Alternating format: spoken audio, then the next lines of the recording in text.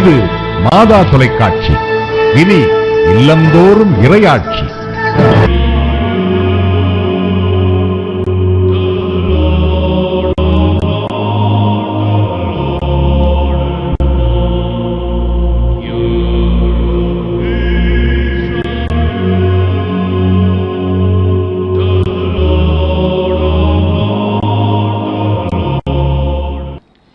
பிதா, சுதன், பரிசுத்த ஆவியின் பெயராலே ஆமென். ஆண்டவரே, எங்கள் இதழ்களை திறந்தருளும். நாங்கள் உம்மை புகழ்ந்திடுவோம்.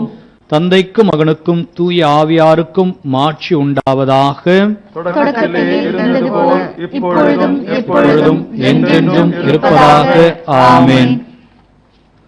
அழைப்பு திருப்பாடல். திருப்பாடலின் 95. அழைப்பு பல்லவி.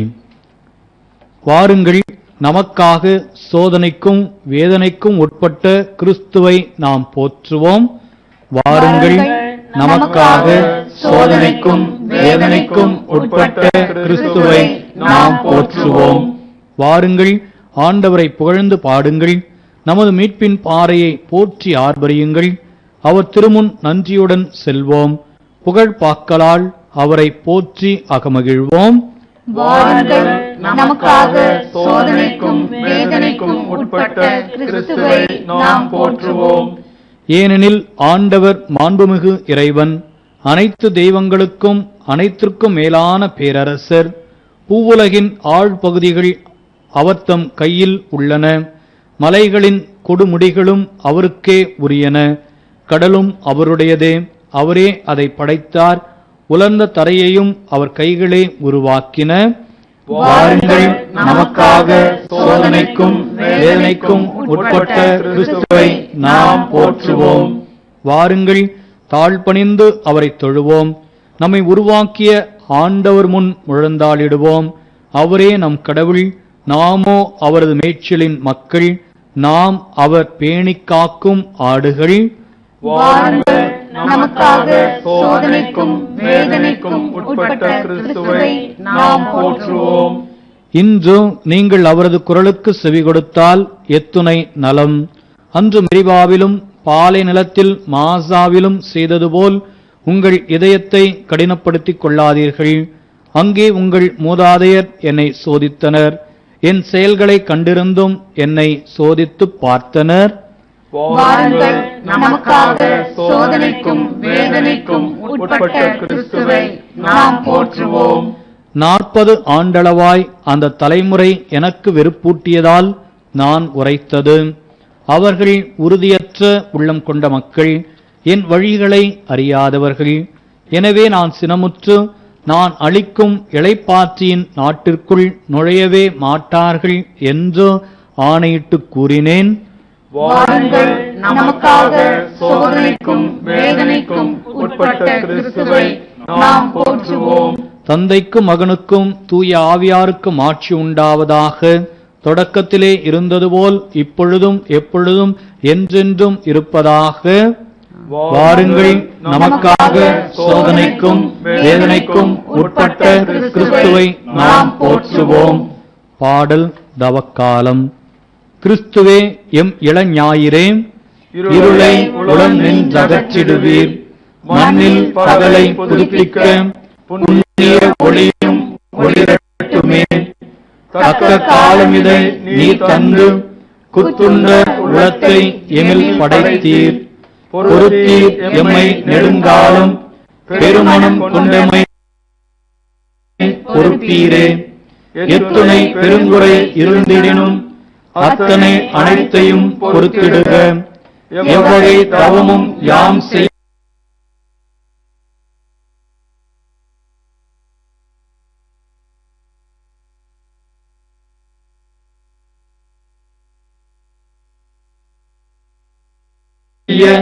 உம் பெரும் கொடையை அருள்வாயே.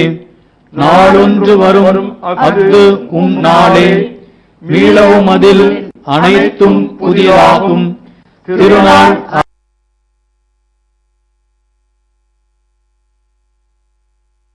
அதனில் யாங்கும் உமை வணங்கும். மன்னிப்பாய் புது மனிதரென இன்னிசை உமக்கு பாடிடுவோம்.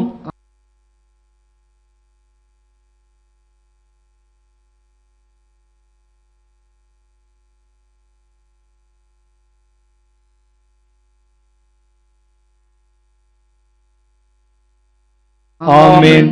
என் நெஞ்சே விழித்தெழு, வீணையே யாழே விழித்தெழுங்கள், வைகரையை நான் விழித்தெழச் செய்வேன்.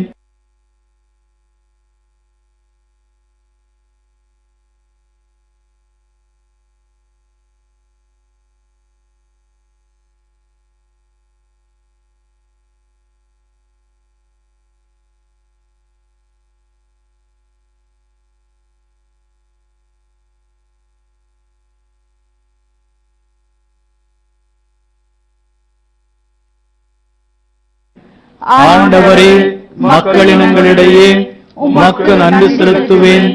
எல்லா இனத்தாரிடையேயும் உம்மை புகழ்ந்து பாடுவேன். ஏனெனில் உமது பேரன்பு வானளவு உயர்ந்துள்ளது. உரைத்தார், வெற்றி களிப்பிடையே செக்கேமை பங்கிடுவேன். சுக்கோத்து பள்ளத்தாக்கை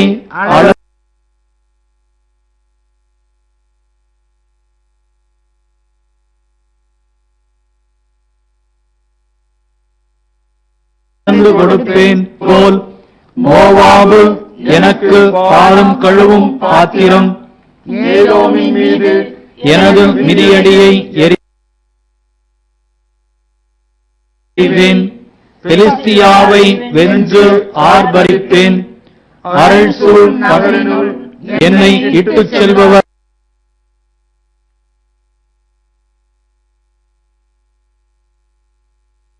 யார்? நீர் எங்கள் படைகளோடு புறப்படவில்லை அன்றோம்.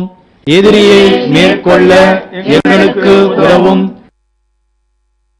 மனிதர் தரும் உதவியோ வீண். கடவுளின் துணையால் வீரத்துடன் போரிடுவோம். அவரே நம் எதிரிகளை மிதித்து போடுவார். ஆமென். என் உள்ளம் உறுதியாய் இருக்கின்றது. கடவுளே,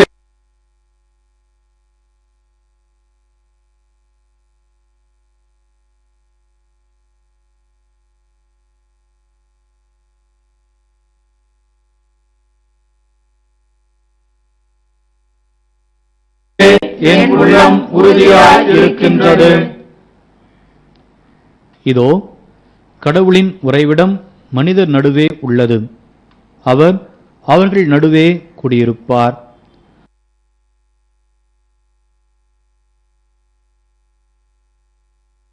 அவர்கள் அவர் நேர்மை விடுதலை என்னும் உடைகளை ஆண்டவர் எனக்கு உடுத்தினார்.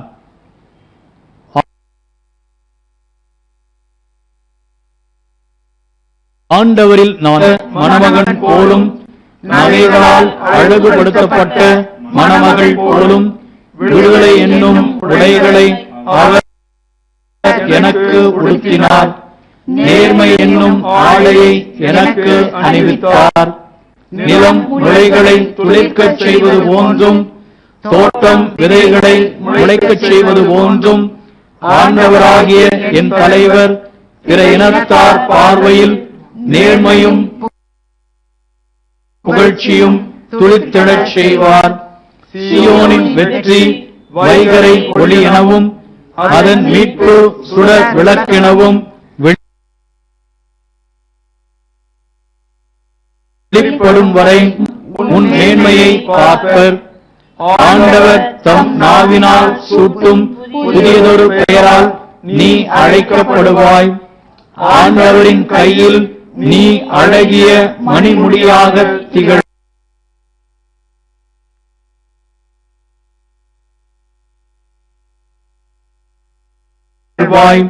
உன் கடவுளின் கரத்தில் அரச மகுடமாய் விளங்குவாய்.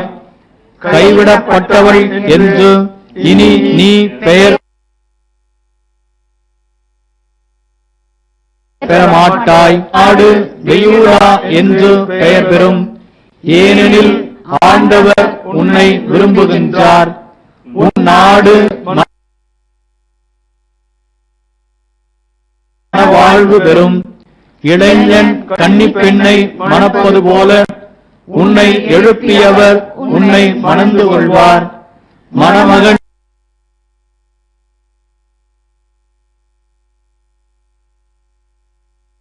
மணப்பெண்ணில் மகிழ்வது போல் உன் கடவுள் உன்னில் மகிழ்வார். தந்தைக்கும் மகனுக்கும் தூய ஆவியாருக்கும் ஆட்சி உண்டாவதாக.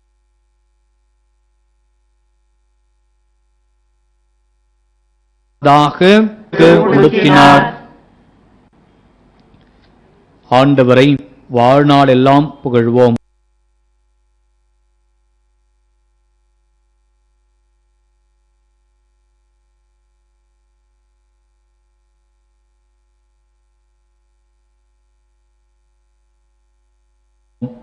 அதாவது நம் எல்லா செயல்களிலும் புகழ்வோம். நான் என் வாழ்நாள் எல்லாம் என் கடவுளை புகழ்ந்து பாடுவேன்.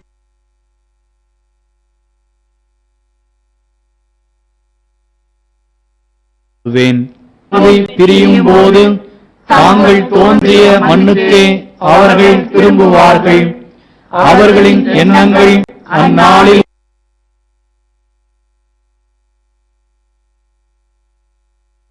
அழிந்து போம். யாக்கோபின் இறைவனை தம் துணையாக கொண்டிருப்போர் பேறு பெற்றோர். தம் கடவுளாகிய ஆண்டவரையே நம்பியிருப்போர் பேறு பெற்றோர். அவரே விண்ணையும் மண்ணையும் கடலையும் அவற்றிலுள்ள யாவற்றையும் உருவாக்கியவர்.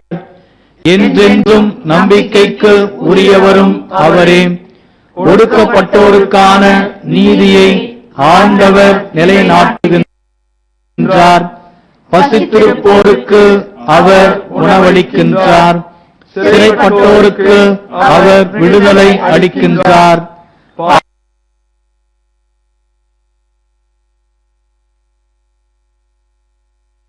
பார்வையற்றோரின் கண்களை ஆண்டவர் திறக்கின்றார். தாழ்த்தப்பட்டோரை அவர் உயர்த்துகின்றார். நீதிமான்களிடம்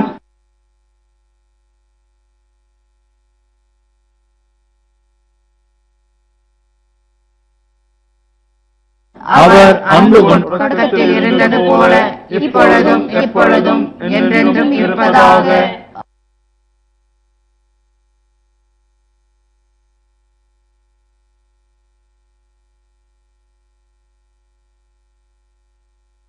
ஆமென். நான் என் வாழ்நாளெல்லாம் என் கடவுளை புகழ்ந்து பாடிடுவேன். உங்கள் கடவுளாகிய ஆண்டவரின் தூய மக்களினம் நீங்கள். மண்ணிலுள்ள உங்கள் மூதாதையருக்கு ஆணையிட்டு கொடுத்த வாக்கை காப்பாற்றும் பொருட்டும் ஆண்டவர் தமது வலிமை மிகு கரத்தால் உங்களை புறப்பட செய்து அடிமைத்தன வீட்டினின்றும் எகிப்து மன்னனாகிய பார்வோனின் கையினின்றும் உங்களை விடுவித்தார். எனவே உங்கள் கடவுளாகிய ஆண்டவரே கடவுள் எனவும் அவரே உண்மையான இறைவன் எனவும் அறிந்து கொள்ளுங்கள்.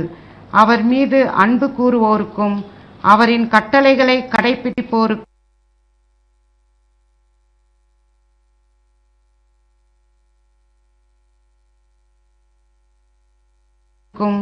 ஆயிரம் கனியினின்று அவர் என்னை விடுவிப்பார். அவனுடைய தீய சொற்களினின்றும் அவர் என்னை விடுவிப்பார். ஜக்கரியாவின் பாடல்.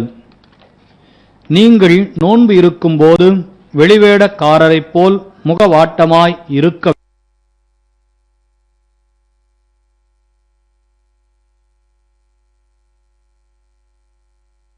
வேண்டாம். இஸ்ராயலின் கடவுளாகிய ஆண்டவரை போற்றுவோம். ஏனெனில் அவர் தம் மக்களை தேடி வந்து விடுவித்தருளினார்.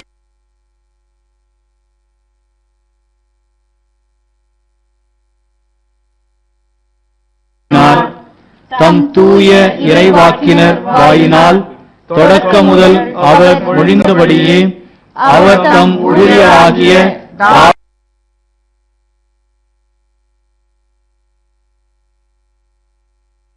தாவீதின் குடும்பத்தினரின் பிடியிலிருந்தும் நம்மை மீட்பார்.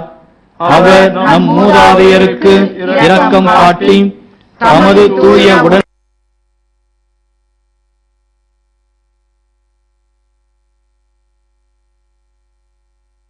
உடன்படிக்கையையும் பகைவரின் பிடியிலிருந்து விடுவிக்கப்பட்டு தூய்மையோடும் நேர்மையோடும் வாழ்நாளெல்லாம் அச்சமின்றி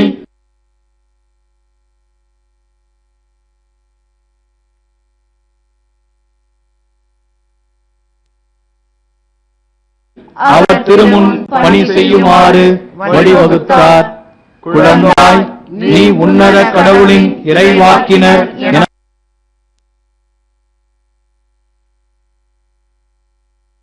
எனப்படுவாய். அவர் முன்னே செல்வாய். இருளிலும் இறப்பின் பிடியிலும் இருப்போருக்கு ஒளி தரவும் நம்முடைய கால்களை அமைதி வழியில் நடக்கச் செய்யவும் நம் தந்தைக்கும் மகனுக்கும் தூய ஆவியாருக்கும் ஆட்சி உண்டாவதாக. தொடக்கத்தில் இருந்தது போல இப்பொழுதும் எப்பொழுதும் என்று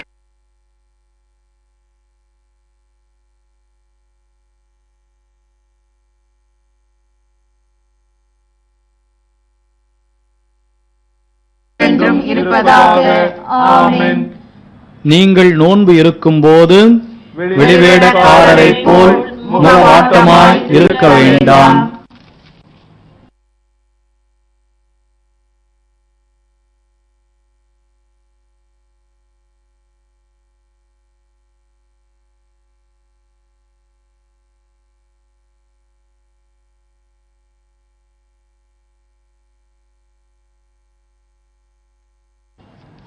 தூய்மைப்படுத்தவும் நம்மை இறை அன்பில் உறுதிப்படுத்தவும் வேண்டுமென அவரிடம் மன்றாடுவோம்.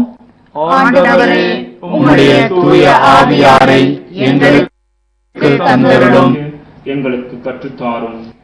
ஆண்டவரே, உம்முடைய தூய ஆவியாரை எங்களுக்கு தந்தருளும்.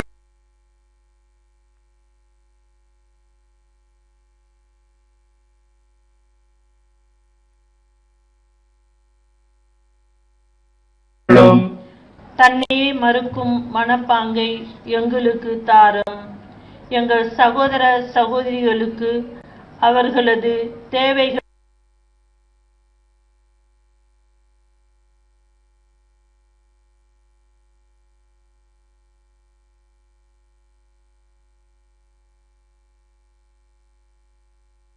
நாங்கள் உம் மகனுடைய சாவுக்கு எங்கள் உடல் ஒருத்தல்களால் நாங்கள் சான்று பகர்வோமாக.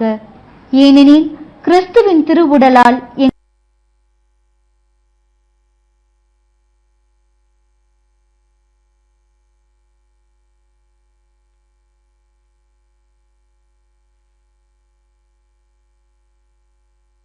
எங்களை வாழ்வுக்கு கொண்டு வந்தீர். ஆண்டவரே, உம்முடைய தூய ஆவியாரை எங்களுக்கு தந்தருளும். இப்போது கிறிஸ்துவே கற்றுக் கொடுத்த வார்த்தைகளால் தந்தையை வருக, உமது திருவுளம் விண்ணுலகில் நிறைவேறுவது போல மண்ணுலகிலும் நிறைவேறுக. எங்கள் அன்றாட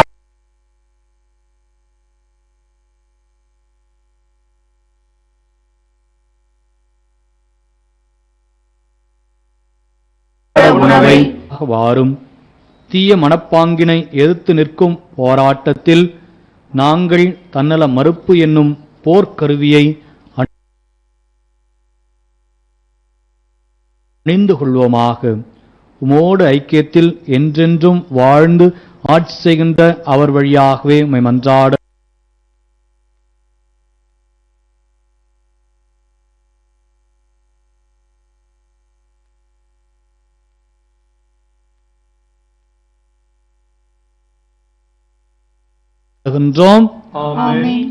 ஆண்டவர் உங்களோடு இருப்பாராக. உம்மோடும் இருப்பாராக. எல்லாம் வல்ல இறைவன் தந்தை, மகன், தூய ஆவியார் உங்களை ஆசீர்வதிப்பாராக.